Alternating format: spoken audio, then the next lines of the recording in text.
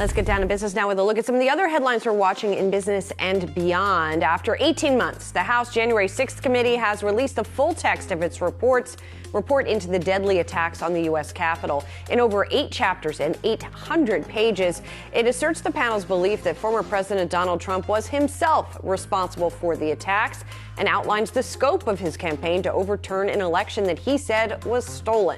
The publication of the full text comes after the panel recommended the Department of Justice pursue criminal charges against Trump. Sam Bankman-Fried has been released on a $250 million bond as the former FTX founder awaits trial on a host of criminal charges. The bail amount, one of the biggest in U.S. history, it's been secured against his family's assets, which include a home in Palo Alto, California.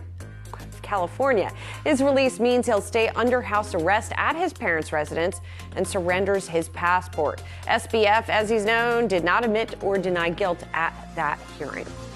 And Target has recalled over 200,000 weighted blankets after reports that 2 young girls died after crawling inside the items. According to the U.S. Consumer Product Safety Commission, the 2 children, aged 4 and 6, died from asphyxiation inside the pillow fort blankets.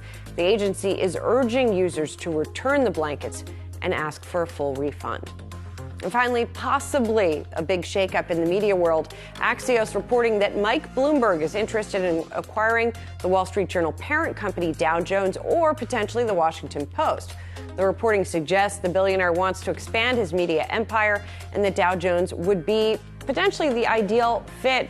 Really interesting here as we look at this. It seems very preliminary, Saz. These discussions and Mike Bloomberg's desire to look at these companies, but obviously it would make for a big change in the business and finance media world.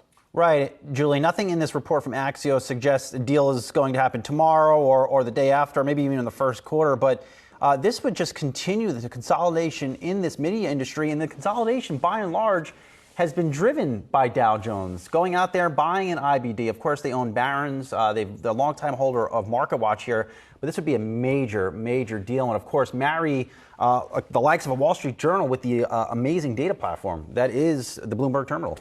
Well, at the same time as we have seen some deal making being done by that empire. Of course, we have the division of News Corp and Fox, right? Now trading separately. There's been talk about maybe them coming back together.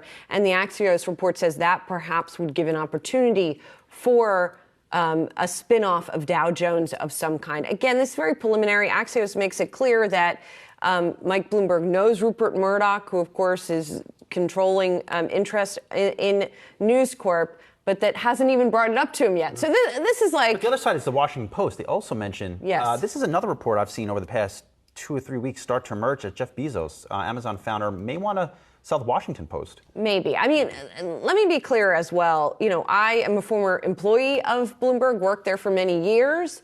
And almost as long back as I can remember, there was discussion about some other kind of tie-up with Bloomberg and another company.